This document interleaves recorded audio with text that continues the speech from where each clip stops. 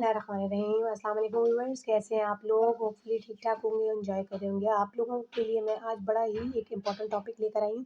होते तो मेरे सारे टॉपिक्स ही इम्पॉर्टेंट हैं और मैं डेली रूटीन लाइफ में जो प्रैक्टिस चीज़ें हैं उसको ही आपके साथ डिस्कस करती हूँ, लेकिन आज एक प्रैक्टिस है जो मैं आपके साथ डिस्कस कर रही हूँ और जो पेरेंट्स कर तो रहे हैं लेकिन उसका बड़ा नुकसान आगे ऑफस्प्रिंग पे है, और ख़ासकर वो एज़ ए घुट्टी यूज़ हो रहा है।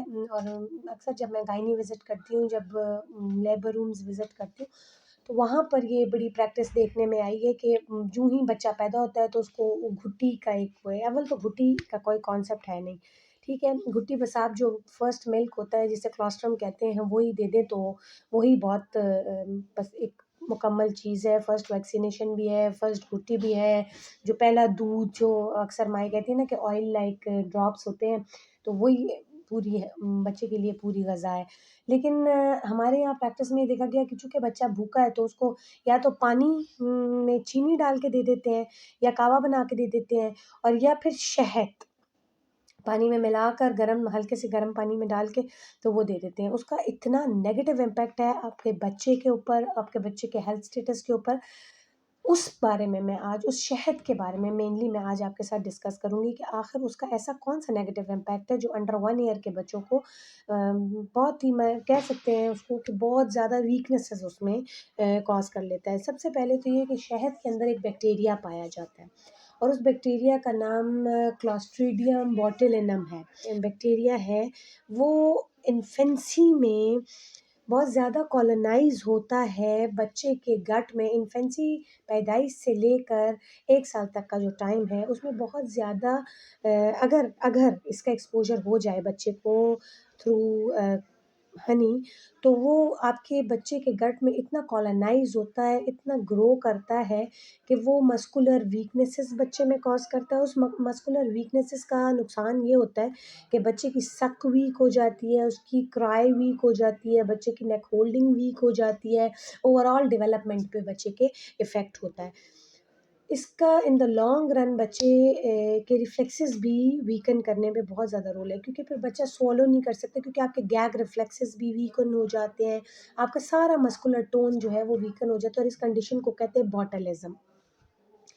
ये कंडीशन आपकी मेनली शहद के इंजेक्शन जो कि बच्चे जो पेरेंट्स बच्चों को अर्ली इन्फेंसी में, अब एक पैदाइश से लेके 1 साल तक के बच्चों को शहद रिकमेंडेड नहीं है न्यूट्रिशनल साइंस के अंदर।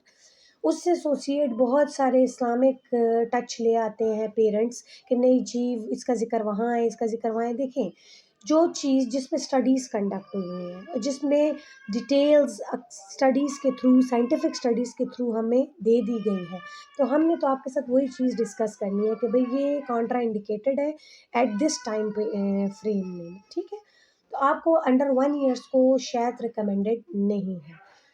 दूसरी चीज़, जो बॉटलिज़्म बच्चों में क्यों होता है? ये सवाल मुझसे हुआ था कि भई ये बड़ों में क्यों नहीं होता? बड़े भी तो शायद खाते हैं।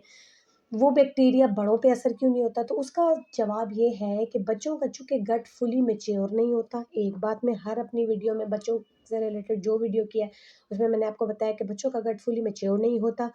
दूसरी चीज़ ये, उनका इम्यून सिस्टम वीक होता है, और तीसरी चीज़, उनका गट जो है वो इतना एसिडिक मीडियम, चूँकि एचसीएल प्रोड्यूस करता है हमारा जो स्टमक है, तो इतना एसिडिक मीडियम नहीं देता कि वो उस बैक्टीरिया को उधर ही ख़त्म कर दे। तो फिर होता क्या है कि वो बैक्टीरिया अपनी कॉलोनीज़ बनाता है बच्चे के स्टमक में और बच्चे के गट में, जिसका नतीजा ये होता है कि वो इन्फेक्शन कॉज़ करता है, और दैट इन्फेक्शन में lead to the weakness of muscles, और फिर वो कंडीशन जो है वो बॉटलिज़्म हो जाती है, और उस बॉटलिज़्म से एसोसिएटेड आगे मल्टीपल इश्यूज़ स्टार्ट हो जाते हैं। क्योंकि जब आपका मस्कुलर वीकनेस हो गया, आपका गैग रिफ्लेक्स वीक हो गया, बच्चे की स्वॉलोइंग इफ़ेक्ट हो गई, बच्चे की रूटिंग इफ़ेक्ट हो गई, बच्चे की इनटेक डिप्राइव हो गई, तो फिर वो इट में लीड टू मैल न्यूट्रिशन, और फिर आपको अंदाज़ा है कि वो बच्चे के साथ क्या हो सकता है। तो आपने ये जो एक प्रैक्टिस हमारी, मैं आपको अगर आसान अल्फाज में बताऊँ कि जो ये प्रैक्टिस हमारे माशरे में काफ़ी ज़्यादा कॉमन है, और इसमें बात करना मुझे ज़रूरी इसलिए लगा कि मैं 10 में से 2 मरीज़ तो ऐसे अपनी ओपीडी में ज़रूर देखती हूँ कि जिनको पेरेंट्स ने शहद डायरेक्टली दिया होता है, या पानी में मिला के दिया होता है, या दूध में डाल के दिया होता है for the sake of taste change, ठीक है?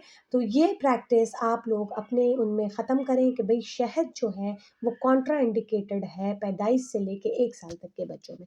1 साल से ऑनवर्ड्स अक्सर मैंने ये चीज़ कुछ पीडियाट्रिशियन में भी देखी है कि वो लोग आराम से उनको उनके लिए कोई बात ही नहीं है कि आप बच्चे को शहद दें जी, शहद से सीना ठीक होता है। ये कौन-सा कॉन्सेप्ट है कि शहद सीने को क्या ठीक कर सकता है? शहद के अंदर कौन-सी ऐसी मेडिसिनल क्वालिटीज़ हैं कि जो आपके बैक्टीरिया की फर्दर ग्रोथ एंड डेवलपमेंट को वीकन करे।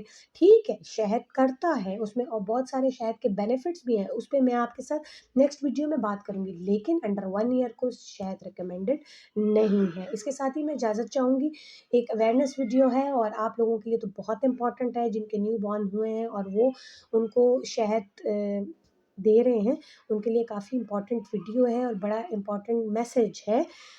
इसके साथ मैं इजाज़त चाहूँगी, अपना बहुत ज़्यादा ख़्याल रखें, दुआओं में याद रखें। अल्लाह हाफ़िज़।